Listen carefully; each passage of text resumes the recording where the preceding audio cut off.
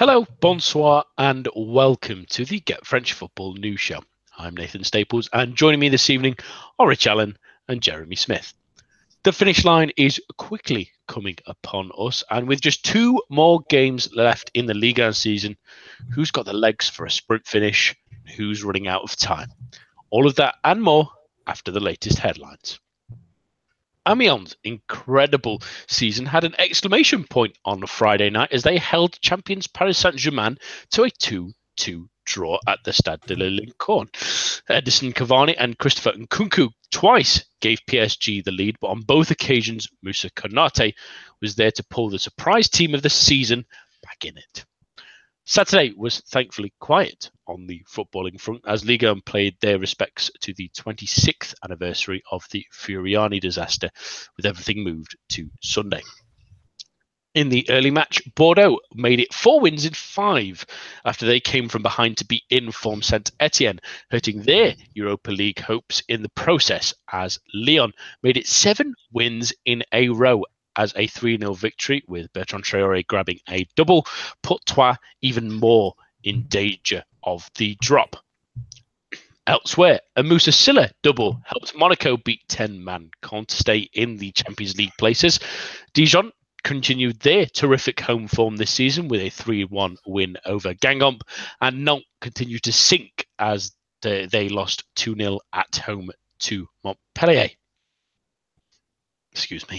Metz confirmed their relegation to Ligue 2 as well with a 2-1 defeat against Angers, while Rennes moved up to 5th after a 2-1 victory over Strasbourg, placing the Alsace side just 3 points above the automatic relegation place. In the big game on Sunday, Lille dramatically came from behind to win 3-2 against fellow strugglers Toulouse. Yves Bissouma and Nicolas Pepe scored in the final 10 minutes to lift Christophe de Galtier's side out of the drop zone, condemning Les Violets to the relegation playoff spot. Sunday concluded with Marseille coming from behind to beat Nice 2-1. Dimitri Payet assisted the first and scored the second as l'OM remained just a point outside of those Champions League places. In Ligue 2, Nîmes confirmed their promotion to Ligue 1 with a 4-0 win over Gazélec Ajaccio, combined with a C Ajaccio's draw with Auxerre, means that they will be in the top flight for the first time in almost a quarter of a century. And that's all for now. But remember, for all your latest news in the world of French football, head on over to our website at www.getfootballnewsfrance.com and follow us on Twitter at GFFN. We start this week with another seismic shift at the bottom of Ligue, and that came in that game between Lille, who were then 19th, and Toulouse in 15th. That's all changed now, really, with Toulouse dropping into that extra, the relegation playoff zone into 18th, and Lille lifting themselves all the way to the mighty heights of 16th, which they've not been in quite some time, really, Rich. I mean, it was a long while waiting for that victory that they had last week, or back from January. Almost 3 months it took them to get the victory. They finally got it against Metz, and in a way, this game against Toulouse, they were behind. They've scored 2 in the last couple of minutes. It was almost gift wrapped for them in a way, but it's an absolutely enormous win that might just have saved their season. It was. It was obviously such a big game that I think I said on previous show that I felt that the loser of this game is probably condemned to relegation. To be honest, I didn't wholly expect Lille to come out of this with the win. I think one thing to put in Lille's favour is that over the last few weeks, it's been clear that they've been focusing their efforts on the games that they really do see winning. We have seen an improved performance. The results may not have matched it, but the levels of their performance have really, I thought, improved over recent weeks. They wrote off the game against Marseille, and it's no great surprise that they did that to put all their efforts into this run of real crucial games coming up. They did it. They didn't do it easily, but one thing we've learned from Lille this season is they don't do things easily. They had to come from behind, and it does show a good bit of mental resolve. I think a lot of the times we saw it with the game against Guingamp of late, where it was Lille in the leading position, the winning position, late into the game when they conceded 2 in injury time. It's the Lille players, it's these young Lille players that really stepped up. And Nicolas Pepe, I think in particular over recent weeks, has really stepped up his game. I think he probably more than any had been one of the more disappointing signings from their summer spending spree. Had really sort of failed to live up to the hype that he got when he was at Angers. Albeit he was playing out of position, I think, a lot of times at Lille. But of late, I think we've seen that player and the reason why the Lille splashed out so much money on him. He's been excellent of late. They've had other youngsters have really stepped up. I thought Bissouma played really well at the weekend. Obviously got that excellent goal from the free kick from 25 yards or so. So it was a real collective effort, I thought. I think they have come together. There have been issues, rumours of issues away from the pitch and off the pitch, which won't have helped, but they have regrouped. And ultimately, when it has mattered absolutely most, I mean, they've left it late both in terms of this game and the season. But when it has really, really mattered, they've put in the performance and they've got the win, which I think will probably just about do it for them. Yeah, and I can remember mentioning a couple of weeks ago, Jeremy, that we were talking about that sort of discontent, the fact that players were supposedly going out to bars and clubs before games. They were missing meetings with Christophe Galtier. But at the same time, and I'll happily quote you on this, that you thought that might be more of a motivator than a demotivator ahead of that Mets game. They ended up winning that, and that momentum was carried on into this game. And yes, they might have been gifted a couple that, I mean, the Bissoumas is an excellent strike. I don't really blame Lafont for that one, but the third, Lafont tries to meet Pepe at sort of 20 yards out, and that's not something you should be really doing as a goalkeeper. But focusing really on Lille, they've sort of galvanised over those sort of structures against them. The fans obviously breaching the pitch about a month ago as well at Montpellier. They've got fans back in the stadium now. The atmosphere seems a little bit better now. They're winning again, and maybe, just maybe, with the games they've got left against team especially like Dijon next weekend, a team that don't really have anything to play for and have been awful away from home, that could really be a game that sees them safe. Really, they're 3 points above Troyes now, at least for the automatic relegation place. So that's almost, for Galtier, from where they were, almost job done. Yeah, I mean, I think Galtier's style of management is the type that you'd thought would be able to sort of galvanize a team in that way. And maybe the surprise is that it's taken this long to sort of work out. But I think probably the way things were going at Lille, they kind of had to hit rock bottom in order to sort of bounce back up. And as you said, a couple of things have gone their way as well. But I think, with the pitch invasion, and then all those rumours about players not turning up for training or post-match briefings or warm downs or whatever you want to call them, all of that coming out at once, I think that pretty much is as bad as it can get. And certainly you'd have thought that would sort of have served as a wake-up call and helped Galtier to sort of prepare the next kind of pep talk or whatever. Have some pride in yourselves, have some pride in the club. I don't know, you're all young players, you're ruining your careers, ruining your reputations before they've even started. That arguably maybe made his job slightly easier.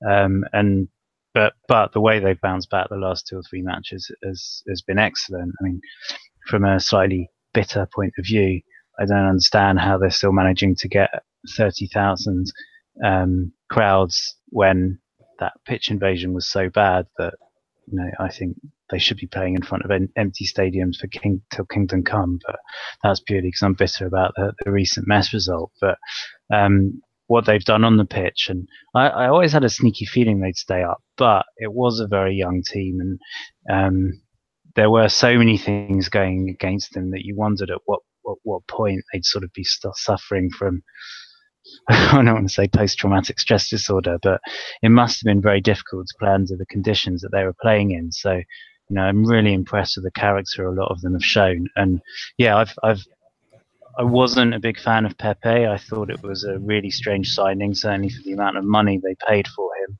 But certainly in recent weeks, he's really come good and looking a very good player. Yeah, it's almost taken a couple of months for him to sort of find his feet as a central striker, hasn't it? I mean, at Angers, he was probably more of a wide man, really, to be fair, although a lot of teams were looking to play him as a forward for the future.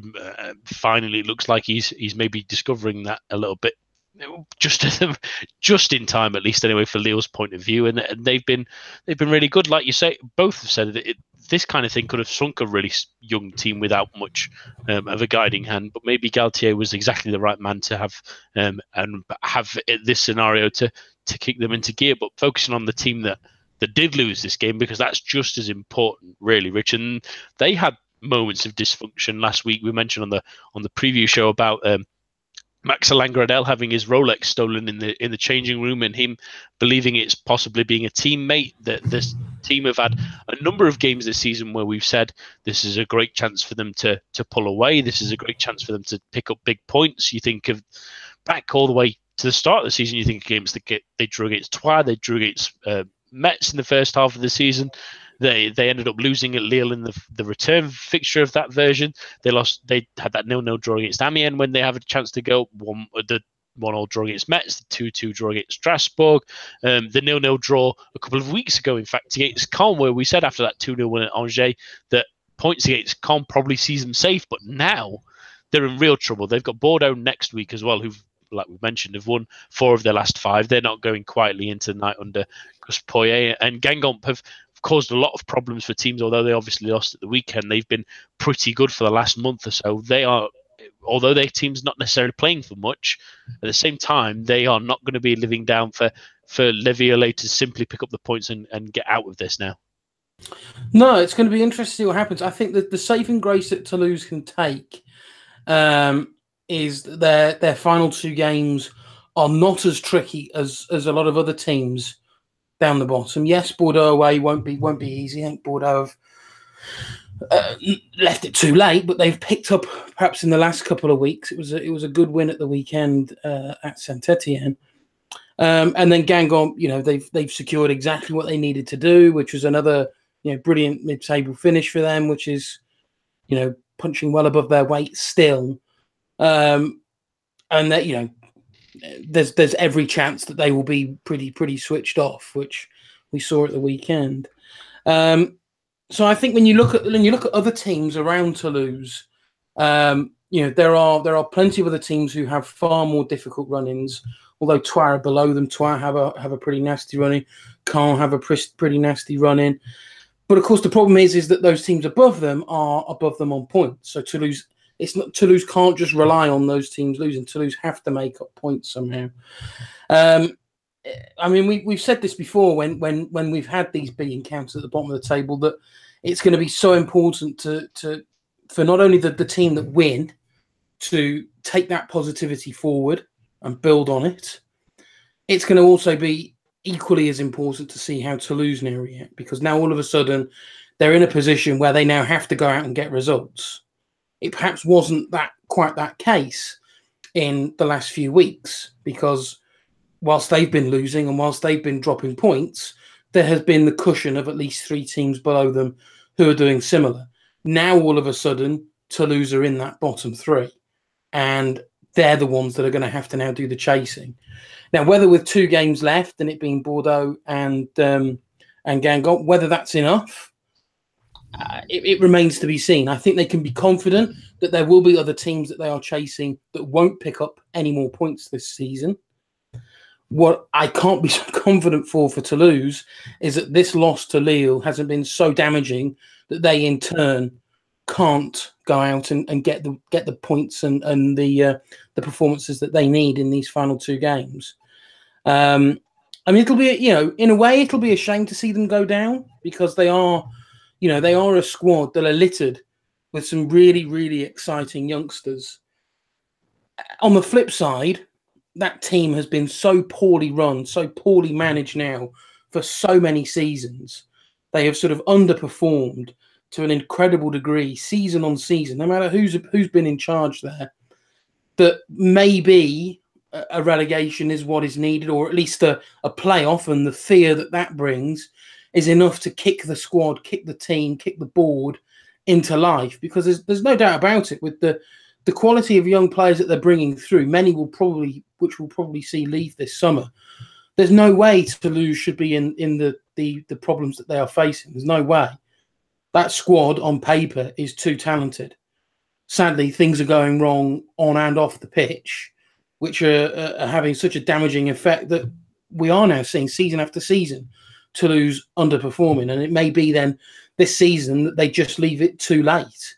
I'm not wholly sure they have the mental resolve to get over that loss to Lille at the weekend. So whilst I do think that there will be other teams that won't be picking up any other points, and Caen is certainly one that I'd look at in that regard, I personally don't see Toulouse picking up the points that they'll need either.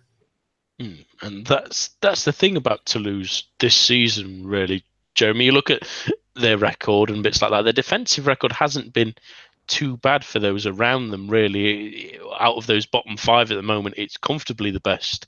It's only really one behind Caen and Angers, who are just a little bit further above them. But their goal scoring record this season, they've scored 34 goals. There's only a couple of teams worse than that. That's Nantes, who've been terrible in front of goal, and Troyes, who are pretty much resigning themselves possibly to automatic relegation now, unless they can really pull something out of the bag. But they've really been poor this season. In front of goal, they've been pretty dreadful. In midfield, they don't really have any creativity. In defence, they've had issues with Julien earlier in the season, and now that pressure that's coming from not having no midfield and no one scoring goals at the other end has really got to those. And even Alban Lafont at the weekend has made some big high-profile mistakes, and there's no big, inspiring Pascal Duprat inspirational speech to try and drag them out of this for the next couple of games. And they've got, well, not necessarily teams that aren't playing for much, really, but tough games that other teams, if they have the chance, can they catch up with them? I mean, they are only a point still behind Strasbourg and Lille. They're starting to pull them into them, but it's a big ask for this sort to bounce back after such a damaging defeat. It is. I mean, I think it will give them quite a big sort of mental knock, but just because of their last home game, I'm not sure they'll take anything from Bordeaux, even though it's kind of a little bit of a derby, so anything goes. I think that at home to Guingamp, who are capable, we've seen before, of springing surprises anywhere, certainly at home. Away, last match of the season, Toulouse, it makes you think of a couple of years ago with that big match that they won. I think it was 3-2 to survive. You can see that kind of thing happening, but at the same time, that 2-1 up with 10 minutes to go at home to Lille, they should be closing that out. So, if Guingamp get an early goal or something like that, you can see Toulouse getting very shaky. And frankly, in a sense, I think if they were to go down, they have got what's coming to them, sort of for all the reasons Rich said. This is Toulouse. It's a big sporting city. It's a big city, reasonably so, full stop. They should be doing so much better, and they should have been doing so much better for years. And we talk about all the talented youngsters they've got. It's been 2, 3, 4 years that we've been talking about them, and I'm not saying they're not kicking on, but something at the club is preventing the team as a whole from kicking on, and they should be doing better. And they've had 2 or 3 narrow escapes now, and I'm not sure that too many tears will be shed if they were to go down, because it just feels like, I don't know, I don't want to say a waste of a Ligue 1 spot, but they feel like a bit of a waste of a club, because they do have so much potential to do so much more, and there doesn't seem to be enough ambition within the club really to kick on. In terms of personnel, if you're going to put the blame on people, as in playing personnel, I mean, Graydale's got 7 goals, okay. 4 of them have been penalties. That's not particularly impressive. The big one is Delors. I mean, if his talent was half as big as his ego, he'd have 20 odd goals this season. From what I remember, he scored his first goal for a few months recently did this sort of celebratory strut around the pitch, and I don't think he scored since. And he was meant to be some kind of talismanic striker when he arrived. And this season in particular, he's done very, very little. And we give a lot of stick, or we've given a lot of stick over the years to Yaya Sanogo, but he's looked a hell of a lot more impressive. At least he's, in recent weeks been putting away a few goals and trying to give his team a fighting chance. Delors, haven't seen any of that really all season. And you need the players like that who on paper are supposed to be the big stars to kind of set a tone for the rest of the team, who, as talented as players like Diop and Amiens and Lafont are, at some point they are going to need the older, more experienced players to give them a bit of a lift, to set an example for them. And I'm not sure that's been happening. And yeah, if they do go down, certainly those three I just mentioned, I mean, I can't see any of them still being there next season. And Toulouse may well struggle to go straight up, because they'll probably need quite a big squad overhaul. Yeah, and that's going to be tricky given whether they can sell some of those players on, really. I know Lafont has been linked to playing teams across Europe, and Issa Diop was linked to RB Leipzig back in the summer as well, so maybe they could build something from there, but it's going to be tough regardless. Just to touch on the other two teams, really, that had results go against them, really, in this weekend, and starting with Strasbourg, really, Rich, because they obviously played your team, Rennes, and that victory helped them lift themselves into fifth in a good spot for a Europa League place. But it really helped condemn Strasbourg into being really within the dogfight now. They're only a point above Toulouse. They'll be pretty confident, thank God, that, or at least thankful that Troyes also lost, and we'll come on to them in a moment, to keep them 3 points above the automatic relegation place. But they have to be looking over their shoulders now. It's been an awful run for them, really. They very much like Lille earlier in the season, actually. In fact, they've not won since early February now. It's the 11th of February, that victory against Troyes. Since then, they've managed just 5 draws, all the rest of them being defeats. It's been a torrid run, and then with Lyon to come, who've won 7 in a row, and maybe they're slightly thankful that they have not on the final day, who are also in a terrible run of form. But going ahead in this one and then getting themselves pegged back, although maybe it was a little bit against the run of play to get into the lead at the first place, they're certainly going to be looking behind them now and thinking that hopefully the result for Troyes next weekend will go their way, so then they can settle a little bit more for that and hope that they still face a Le Canary side on the final day that is still on the beach. Yeah, exactly. I mean, they're going to be pretty nervy. They're going to look at Toulouse thinking, they've not got a particularly tricky run in. We've got to play, probably Ligue 1's most informed team. Certainly playing the best football at the moment in Lyon. And then away at Nantes. Well, you don't quite know what's going to happen really at Nantes. I mean, first half of the season, you'd be thinking they're going to win. Second half, you think they're going to lose.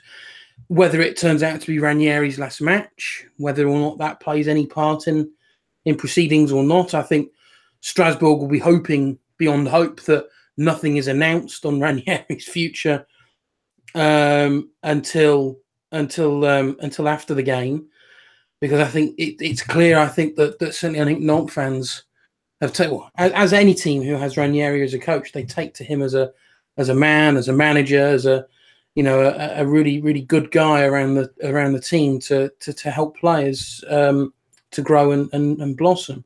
So I think Strasbourg will be really hoping that nothing's announced on that, because if it is announced that it does turn out to be Ranieri's last match, it may be that Nantes just put that little bit of extra effort in. But I mean, we've spoken about it countless times. They are unfamiliar with the feeling and what it is to put in a winning performance. You touched on it in the lead-in. It's been months since they've tasted victory. That's not to say they've not been playing poorly. They have had games where they have played pretty well. And pretty recently, it was only a couple of weeks ago that they drew at home with Nice. So it's that kind of performance they're going to have to recall on, because they can't. I don't think the memories are good enough to go back to the point at which, that's the attitude, that's the feeling that we were in when we won the game. It's too long ago. They can't recall that. They're going to have to look back at that Nice performance and think, actually, you know what, that was a really good performance. We didn't win, but we held a top 5 contender at home. So it's going to be difficult, because chances are they're not going to be getting anything from Lyon, which means it's going to be a very, very nervy final day, especially if Toulouse do take something from their game against Bordeaux. It's been coming. This poor run of form was only going to end up with them in some serious trouble. I think they were probably hoping that Lille weren't going to pick up pace as they have, and maybe they'd have nicked a couple of wins here and there, turned some of those draws into wins, but it's just not happened. And it's going to be it's almost too close to call. I think it is going to come down to that last game, and I do think it's going to probably come down between a dogfight between Toulouse and Strasbourg. In theory, Toulouse have the easier game at home to Guingamp. Strasbourg are capable, though, of going to Nantes and getting a win. I think you probably have to give Toulouse the edge at the moment, because they have picked up a few more points of late, albeit obviously they lost that big game against Lille. So it's really, really too close to call, I think, on this. I think if you were to push yourself to pick one to escape the bottom 3, you might side with Toulouse, but it wouldn't be at all surprising to see Strasbourg pull out that performance right at the death. Yeah, absolutely, and a side that really thrown themselves into the mire over the last couple of months, really, and hopefully they can maybe just about stave off the relegation playoff if they can, but. A side that probably is filling that other relegation place now and joining your team, unfortunately, Jez, in Metz, in Ligue 2 is probably going to be Troyes now. They had that glimmer of hope against Caen last weekend, but they must have been hoping that Toulouse would get that win and help them out, really, by keeping Lille further down there and give them half a chance, because they knew going to Lyon was going to be a tall task. And with 2 games to go, a game against Montpellier away, not the kind of game you want to be facing against a side that's terrific defensively and an excellent counter-attacking side, and a Monaco team on the final day that might still need a victory to ensure Champions League football. It looks like maybe even at this weekend, if they don't pick up the 3 points, their journey is going to be over. It's likely. I'm not. I certainly wouldn't put any money on them, but I think I'd probably rather have their 2 remaining fixtures than Strasbourg's, for example. Strasbourg, I think will struggle even at home to Lyon. They have had the beating of them before, but certainly on recent form, you'd have to put your money on Lyon, and then. Nantes away, despite Nantes' bad form, it's not an easy place to go. And I think all teams for sort of their last home match of the season are really going to be going all out for the win. So I think Strasbourg will struggle. Troyes, at Montpellier is tough, but they haven't been on the most fantastic form recently. And I think Metz put 3 past them, so they are beatable even by the worst teams at times. And then at home to Monaco last match, as you said, Monaco will almost certainly need a result, but their form recently has been a little bit bizarre. And Troyes, although if you ignore the Lyon match in recent weeks, okay, they put 3 past Caen to win, gave Saint-Etienne a scare, scored 2 against Marseille. So it feels like that there's something there. There's a bit of life there. So in a way, I think they're kind of, they would be better set than Strasbourg, I'd say. But at the moment, you'd much rather have the points on the board, and a couple of point advantage might be enough to keep Strasbourg ahead of Troyes. So yeah, you do worry for them. But I wouldn't be surprised if they managed to get, I'm not going to say how many points, but a certain number of points from their last 2 matches. It's just that it may still not be enough. Yeah, I have a feeling that it feels like more likely the inevitable, unfortunately for Twad.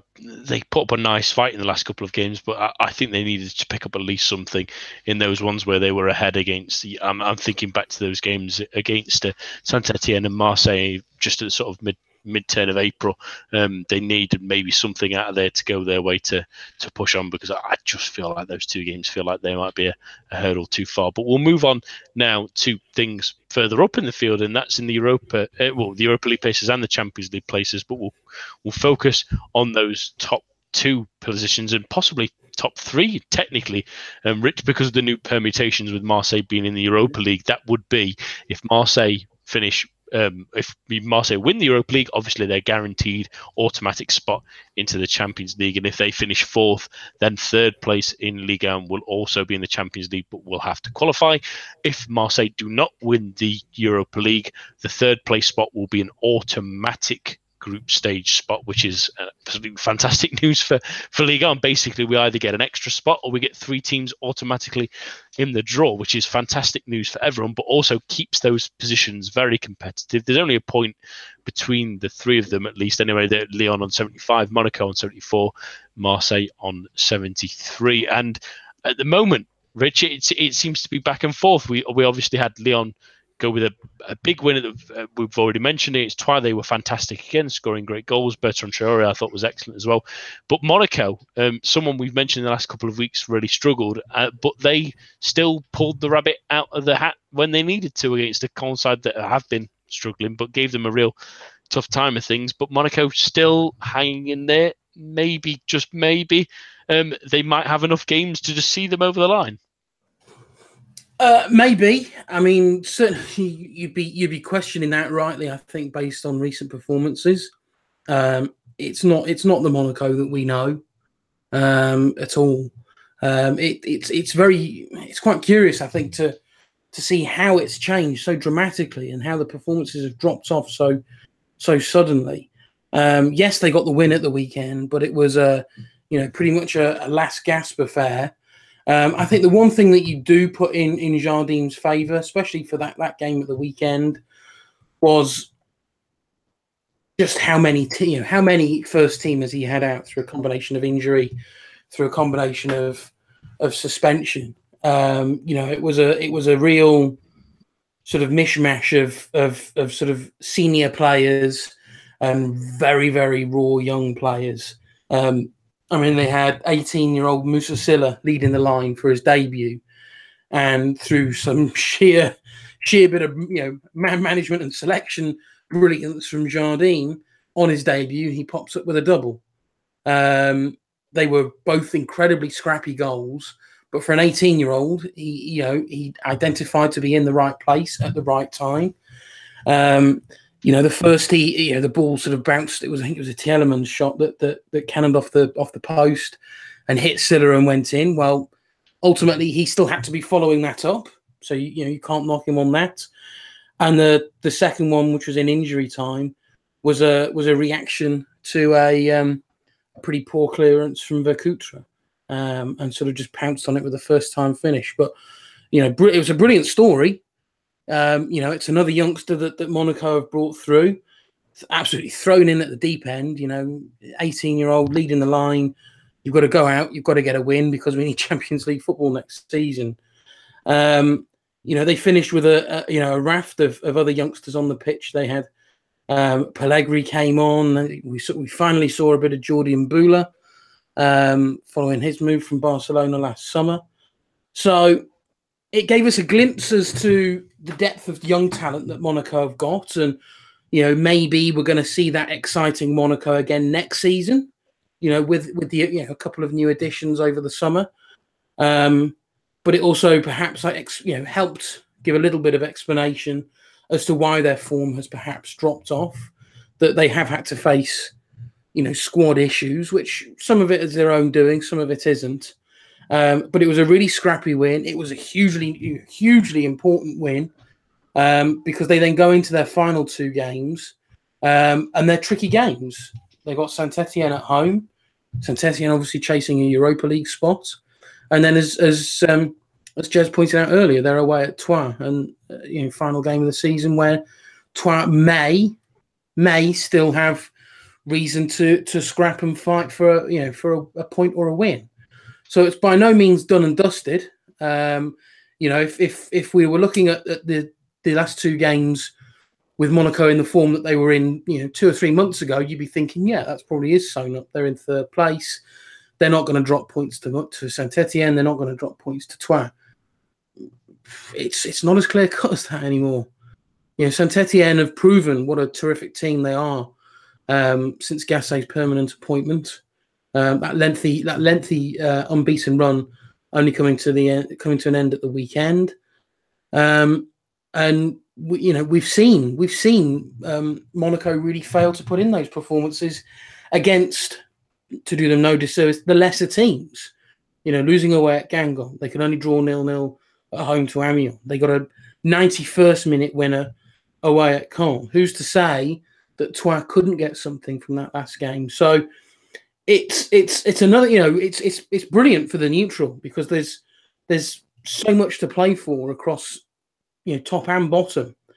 So it's going to be a really exciting finish. But again, I'd be hard pushed to make a case that of the 4 teams left, the 3 teams fighting for those top 3 places, I'd be hard pushed to make an argument that Monaco will definitely be one of those to be in the top 3.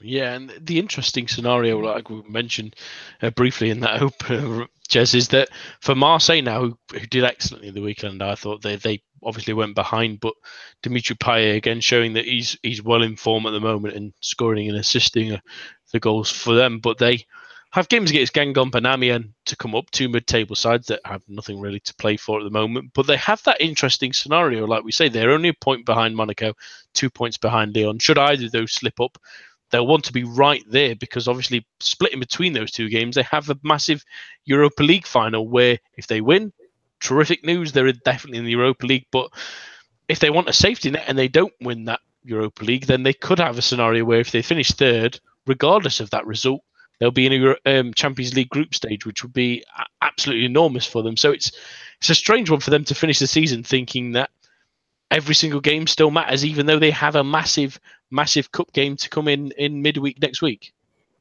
I think a lot just depends on how they decide to play it, whether they sort of decide to put all their eggs in the Europa League basket. If it comes down to the last match of the season, as well as Amiens have played, and again they proved this weekend that how capable they are against the very top teams.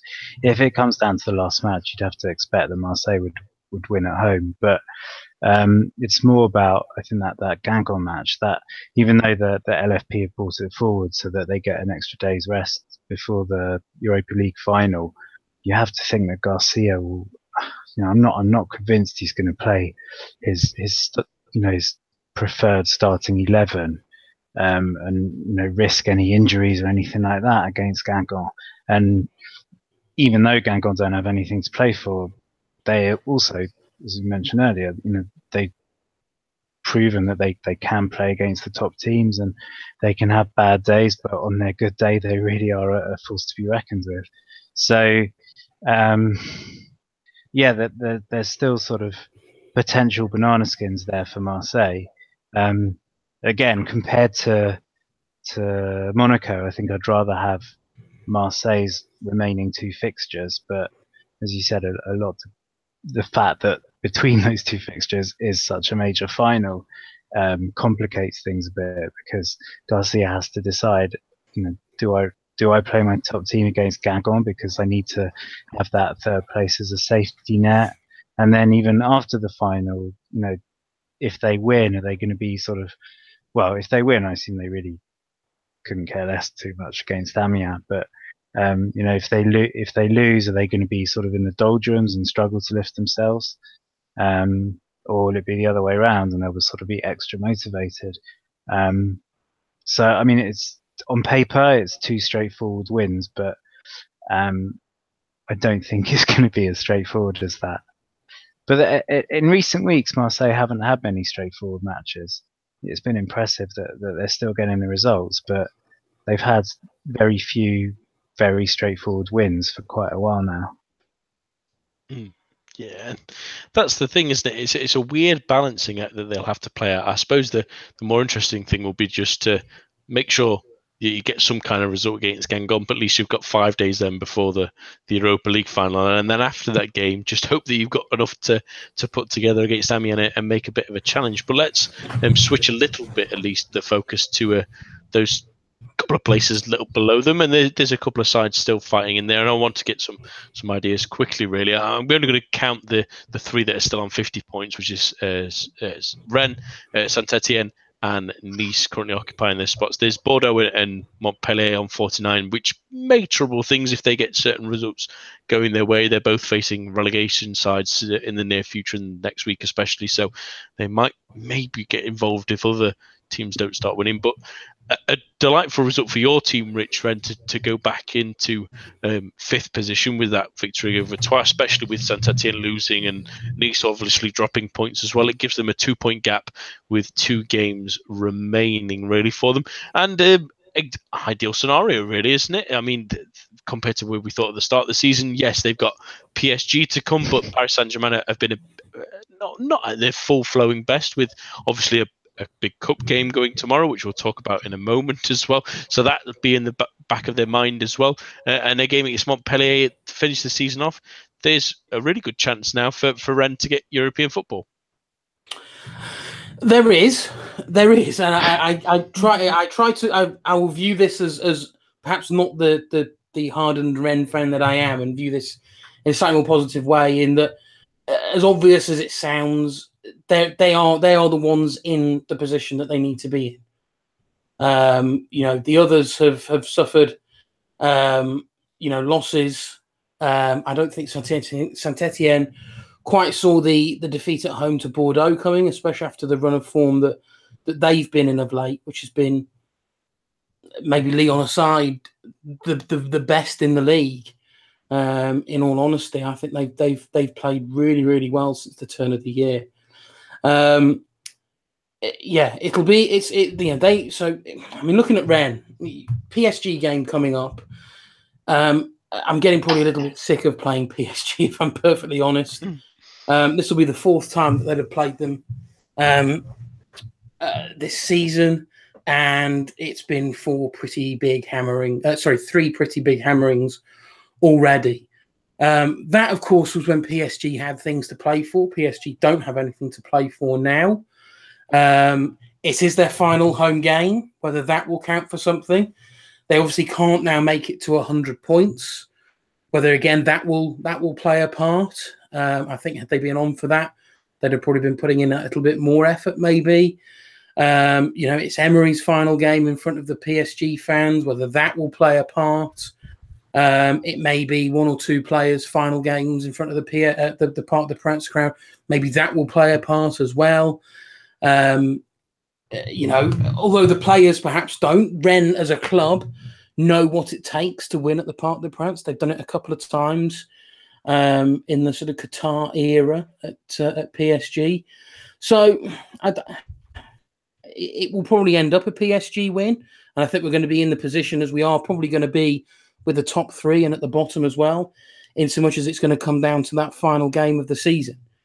I think what works in Rennes' favour is that although it's PSG away and then Montpellier at home, you look at the games that Saint-Etienne and you look at the games that Nice have got, and if we're using the same theory that Jez is doing on which run-in would you rather have, you'd probably make the case that Rennes is probably the one that you would have. Although that does include PSG, it's a PSG who literally don't have anything really to play for. So I remain confident that certainly top 6 is doable, looking at what's left for the 3 teams. But if I now return to my position as a hardened Rennes fan, I also remain worryingly pessimistic. Yeah, I think they maybe got through the fire bit. I mentioned on the preview show that we always think that Rennes might run for something up, and we thought that the Strasbourg game might be one of them. But they got through that test. So maybe these next ones to come, because like we mentioned perfectly there, both the sides below them, Jersey and Saint-Etienne and Nice, both lost at the weekend. So they lost a little bit of ground and helped Rennes at least think that they can at least get 6th place at this one. And Saint-Etienne, their run-in is Monaco, which is maybe easier than it was earlier this season, but still they're chasing Champions League football. And then finish the season against Lille, who might still need a victory. Nice have a game against Caen, which feels like a game that Caen will be targeting as something they could try and get something out of to ensure safety. And then they finish the season against Lyon, who, again, maybe another team that still need to have at least a victory to ensure a Champions League place. So given that they've got but both of them have games against teams that have something to fight for right up until the end of the season, it's going to be a tough task for both of them to go through. But who do you favour out of the two? I think I favour Saint-Etienne just because they've got that 1 point advantage. I think I expect Nice to win their last match. Their next match, and I expect them to lose their last match. I think they'll win at home to Caen, they'll lose away to Lyon. Saint-Etienne, I think, could get something from Monaco, and although I think it will be tough at home to Lille, I still would expect them to win that. So overall, I think, worst case scenario, 1 win, 1 defeat each, that would give it to Saint-Etienne.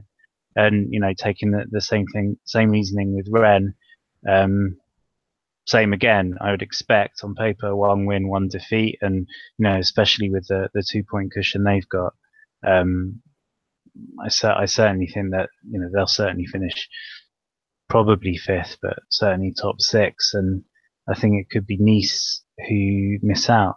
And I was going to say it kind of serves them right, because at times they can play such good football, and other times I don't know what happens.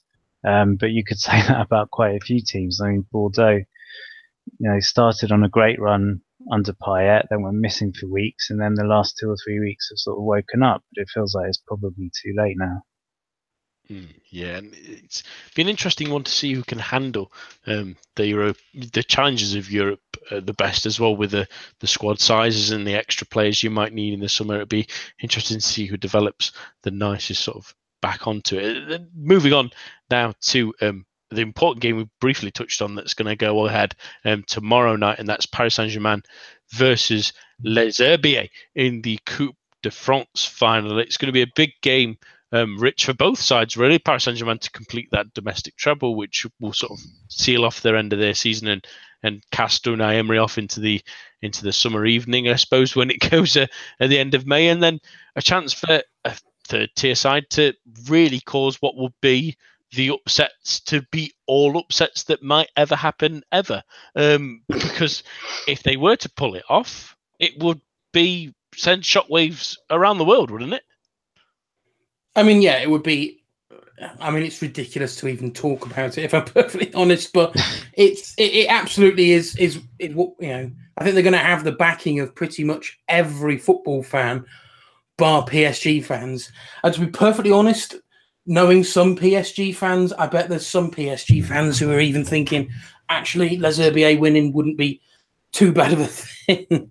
I mean, it would be. I mean, we can look at every conceivable measurement between the two teams, and there is probably not a single one that Les Herbiers can even come close to. The one that has always the one that's caught my eye so far this season, the lead into this final is you're looking at salaries, and I think it's the average salary of a Les Herbiers player is about €2,500 per month, which, if you apply that to Neymar, is about 36 minutes of a month. Which it just adds to the sort of staggering belief of it's almost like we've got to now redefine when people talk about David and Goliath. It's we've got a new measure for David and Goliath is how it feels. Because this should be an absolute, as unromantic as this sounds, this should be an absolute humiliation. There is no reason, in all honesty, why this shouldn't be double figures. as maybe over the top that sounds, there's no reason why this shouldn't be.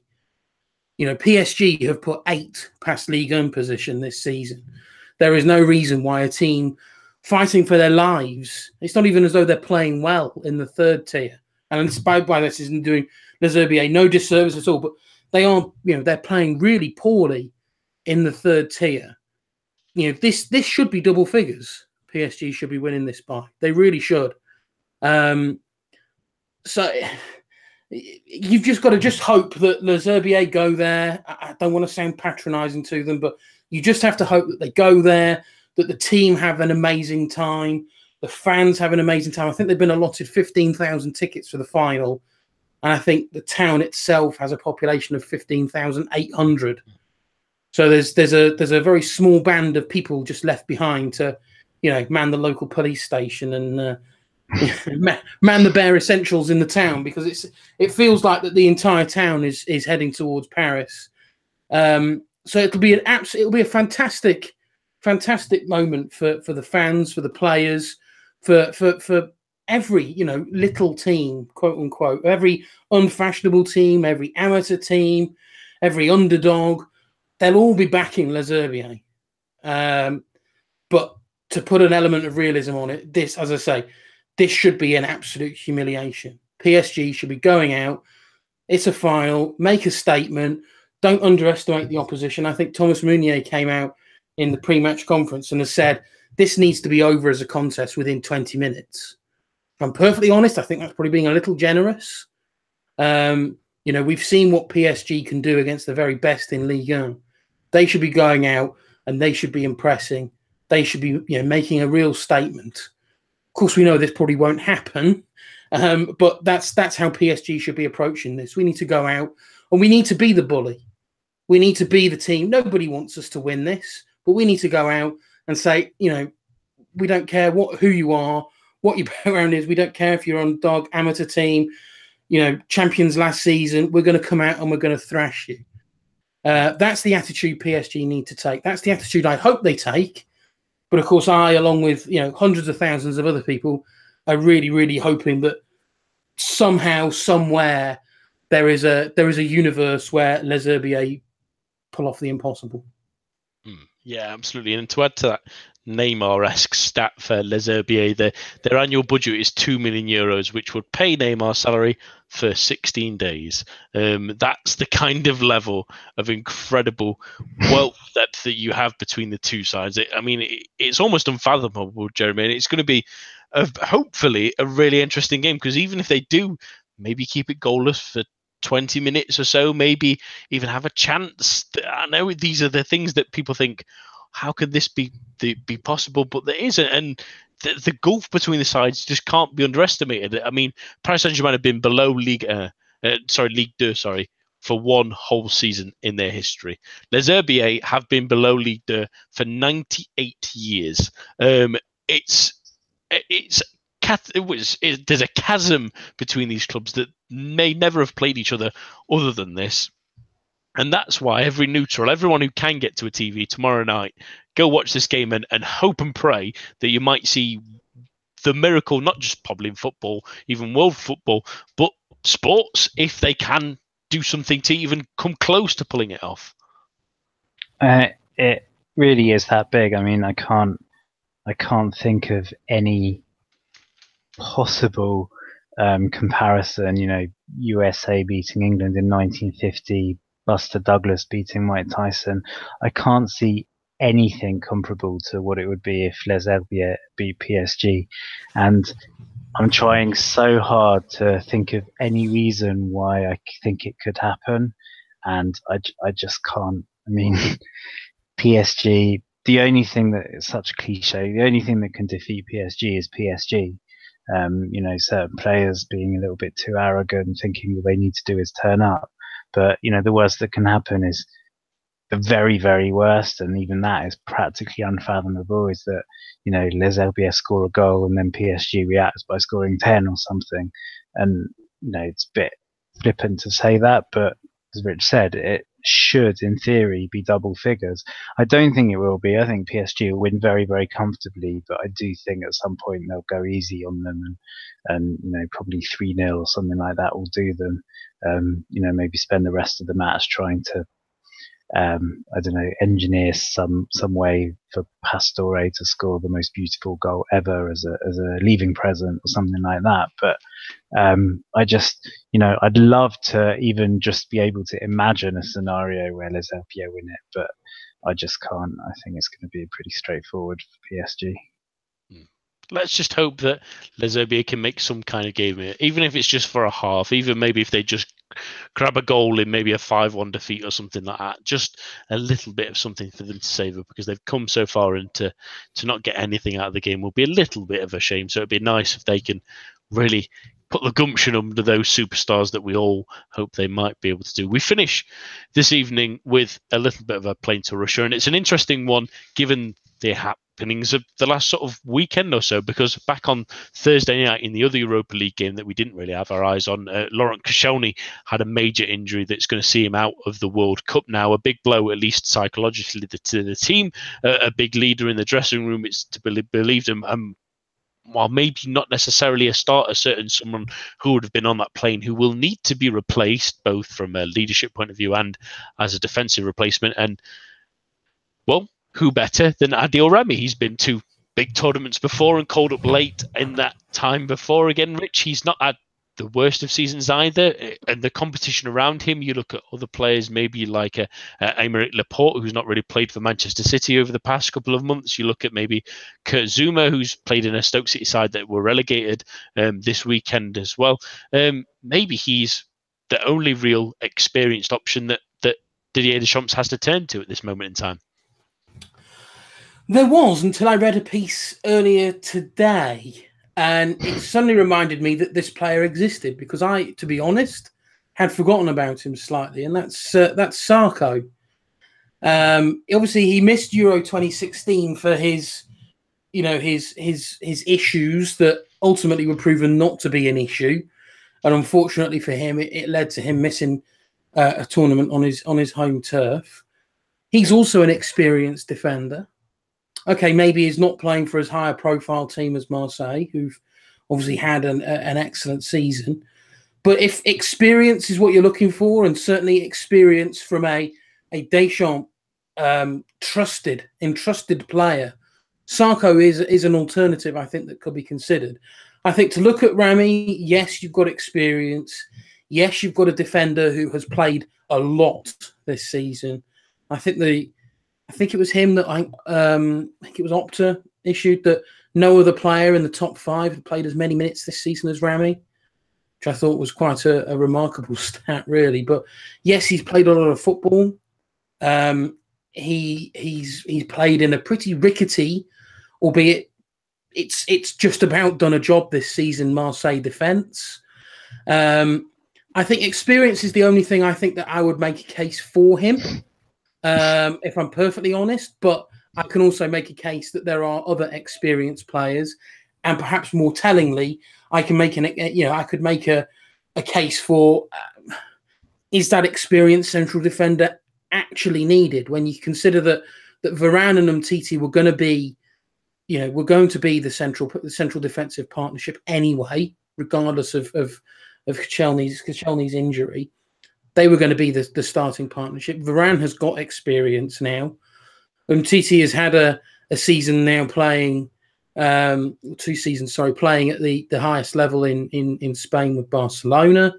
Their partnership is a little bit work in progress, I think, still for France, but it's important to keep that balance, that consistency with your centre-back pairing. And so I think on that argument, I would possibly be looking at some of the slightly less experienced, but equally, if not more talented defenders than Rami. So for me, I'll be looking at Laporte. I'll be looking at Clement Lenglet, who's had a really good season, a breakthrough season, if you like, with Sevilla. The one I think I would probably look at most of all, purely because of his the fact he can cover right back as well, is Kurt Zouma. I think I speak to a lot of Stoke fans. Stoke are the team that all my family support. Zuma has been one of their standout players this season. We know what an excellent player he is from his time with Saint-Etienne. He obviously had that nasty injury there. He's not been able to make it at Chelsea just yet, but has gone out on loan, has had plenty of game time, has played really well in, yes, a poor Stoke team, but he has produced standout performances. And I think for his versatility, I'd give him the edge. And this is the interesting one, really, Jez, because at the same time as all those players that have been mentioned and the young players that are coming through the system that could be given a chance, Rami's the one that Deschamps has favoured in the past. He's someone he knows well enough. He obviously plays regularly for Marseille as well, and has been relatively dependable this season, really. I know we give him a little bit of flack for him really not being a particularly consistent performer at times, and he's prone to a mistake and isn't the quickest by any means, but some people would argue he's very lucky to be dating the woman he is, at least anyway, and that's adding to his mystique at least anyway. But he's in Deschamps' mind, he's probably the best option, and maybe because of that he could be the one that is the one that's called onto the plane to Russia, whether that is the right decision or not. I mean, it reminds me a lot of the build up to 2016, and there was that sort of massive uproar when Rami was picked ahead of Umtiti when I think it was Varane maybe pulled out, and Deschamps at the time justified it as being that he wanted a right-footed centre back, but obviously it turned out that Umtiti did get his chance and was fantastic. And I think, as Rich said, I think the only thing in Rami's favour is the experience and the fact that we know that Deschamps does like that kind of thing. I mean, you say Deschamps favoured him. I obviously don't have any kind of stats on that to hand, but although he was picked for Euro 2016, I don't know if he's played that often under Deschamps. I just simply don't think he's a very good centre back, and I'm praying that he's not picked, or that if he is, that Varane and Umtiti get through the whole tournament playing well, no suspensions or anything like that, because I don't think he's even close to international standard, and I think it would be a slap in the face to a hell of a lot of very talented centre backs, even if they're young, even if they're inexperienced, and even then, I mean, it depends what you mean by inexperienced, maybe in terms of age or international experience, but most of them are now playing at a top level week in, week out, whether you're talking about Longley or Zuma, and I agree that Zuma has that extra advantage of versatility, and you could say the same for Pavard, who can play right back or centre back as well. There's so many players there who've got I think more ability and different kinds of experience, and I have to admit Sakho completely sort of vanished from my radar as well, but I think that's a fantastic call, because I think by all accounts Palace are a much better team. Obviously Zaha up front, but they're a much better team when they've got Sakho playing in defence as well. He really was someone who was favoured by Deschamps during the start of his tenure as coach.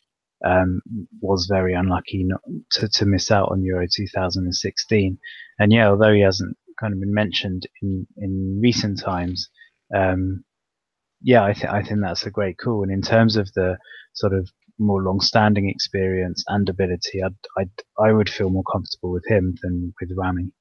I think what was quite telling was that Rami was drafted in to Euro 2016 when Varane was injured, and he played the group stages, and I think he played the first knockout game as well. But then he picked up a ban. Umtiti was then called in for I think it was the quarter-final against Iceland, and Rami never regained his place. Obviously Rami was available for the semi-final. Deschamps still went with Umtiti. Rami was available for the final against Portugal. Deschamps still went with Umtiti.